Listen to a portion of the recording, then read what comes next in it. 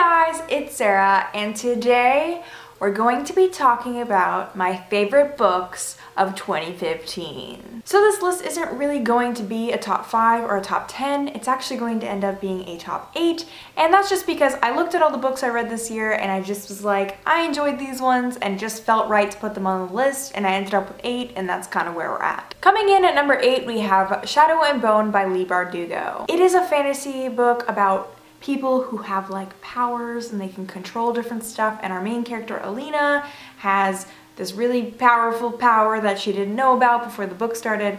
That's a terrible explanation of this series. Literally look up any other booktuber's review of the Grisha trilogy and you'll get a better synopsis. I just really enjoyed the world that this series took place in. Leigh Bardugo actually got inspiration from Russia, and so there's a lot of cool words and different traditions and things that are kind of incorporated that have Russian flair to them, and I just really liked that. I also really liked the Darkling. He was a really cool character, and then Nikolai Lantsov is literally big. Coming in at number 7 is City of Glass by Cassandra Clare. This is actually the last book I read of 2015, but I loved it so much that it made this list. I actually wasn't so sure about the Mortal Instruments up until this point, but this book literally blew me away. I thought it was so action-packed, the characters really came to life, Cassandra Clare's writing was on point. I just really enjoyed this book, and it really hit me in the feels.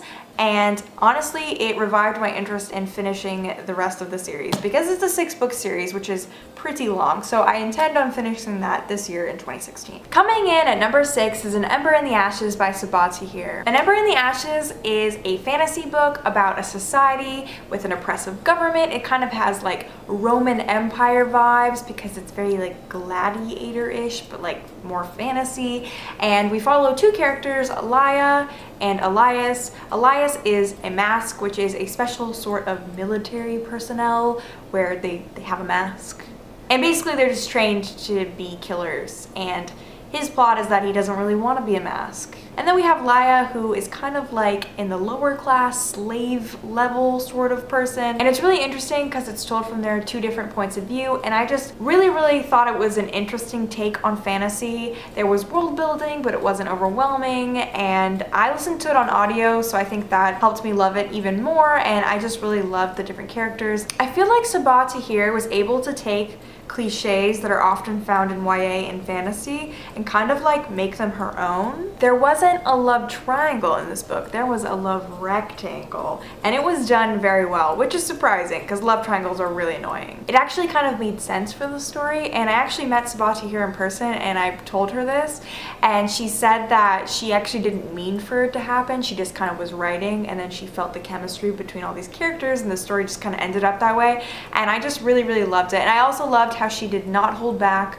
with like violence or death. It just kind of was all there for you to see, and it was just like wow, and I just really enjoyed that book this year. Coming in at number 5 is Clockwork Prints by Cassandra Clare. Yes, Cassandra Clare got 2 spots on this list. My favorite thing about the Infernal Devices is that it's not just about the Shadowhunter world, but it's also set in Victorian England, and it has a little bit of a steampunk vibe, and it just hits you in the feels. It's when most of the stuff happens, and so many things, just so many things.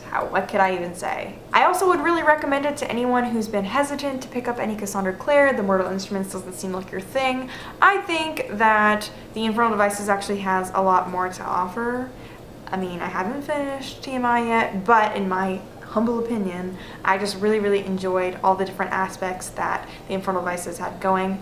And let's just say Will Herondale. That's all we gotta say. Coming in at number 4 is Angel Fall by Susan E. This is the first book in the Penryn and the End of Days trilogy. I actually did do a series review, so I will link that down below if you want to check that out. But essentially this series is about a girl named Penryn, and it takes place in this post-apocalyptic world where angels have taken over the world. Society has essentially crumbled, and Penryn is just trying to live her life and take care of her schizophrenic mom and her paralyzed little sister. But things go awry when her little sister gets kidnapped by the angels, and she has to go find them with the help of a fallen angel named Raffi. What I loved about this trilogy is that Susan E. does not hold back.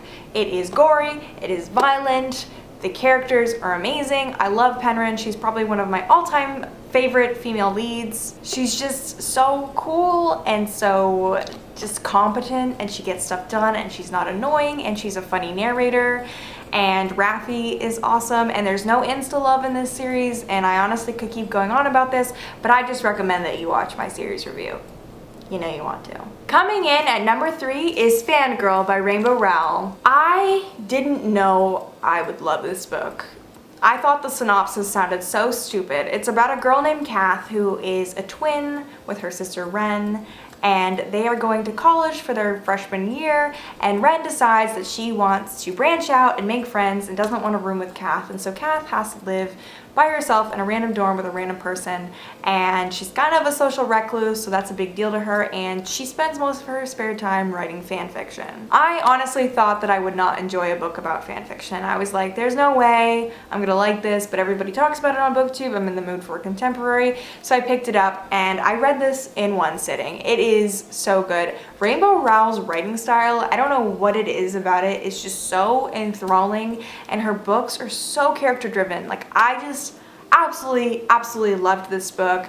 Oh my gosh, Levi is amazing. He is now my goals for a real life boyfriend as well as my top fictional boyfriend, and he's just amazing. And I don't even know what else I could say about this book.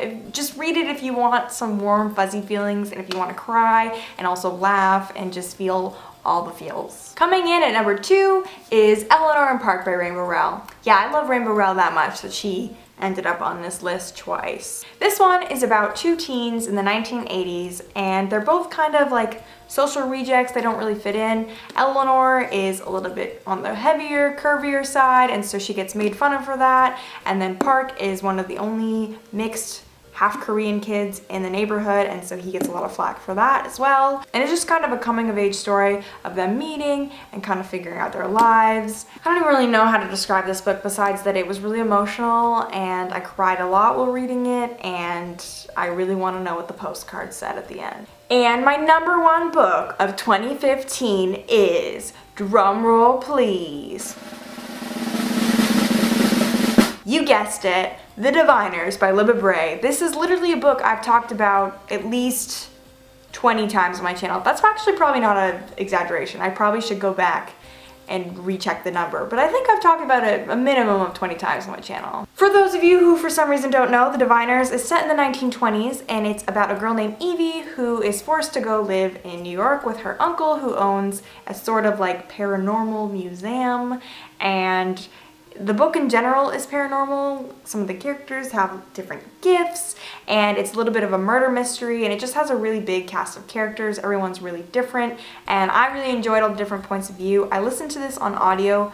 The girl who does the narration is amazing. This was actually the first book I read in 2015 in January, but it has stuck with me that long.